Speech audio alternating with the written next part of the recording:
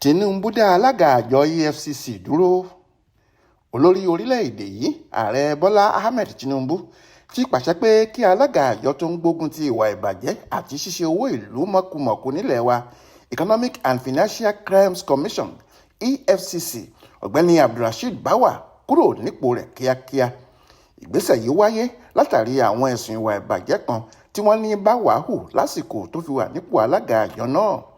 Wọ́n ní gẹ́gẹ́ bí alága àjọ pàtàkì bíi EFCC kò yẹ kí wọ́n bá wà nídìí àwọn ìwà tí kò dáa tí wọ́n fi kàn án yìí. Wọ́n ní ó ṣe pàtàkì láti dá Báwà dúró lẹ́nu iṣẹ́ tó ń ṣe kí wọ́n lè ṣèwádìí rẹ̀ dáadáa lórí àwọn ẹ̀sùn tí wọ́n fi kàn án. Bákan náà ni wọ́n sọ pé kí Báwà kó gbogbo àwọn ẹrù ìjọba tó wà lọ́wọ́ rẹ̀ pátá fún ọ̀kan pàtàkì lára àwọn ọ̀gá àgbà kan tó ń rí sí ìgbòkègbodò àkóso iṣẹ́ àjọ náà títí dìgbà tí wọn yóò fi yan alága tuntun míì.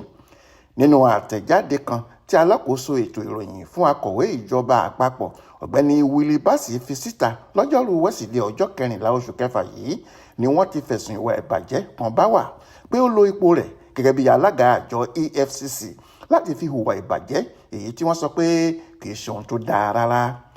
Adéwálé Adéoyè ló ṣàkójọpọ̀ ìròyìn ọ̀hún fún Aláròyé online television.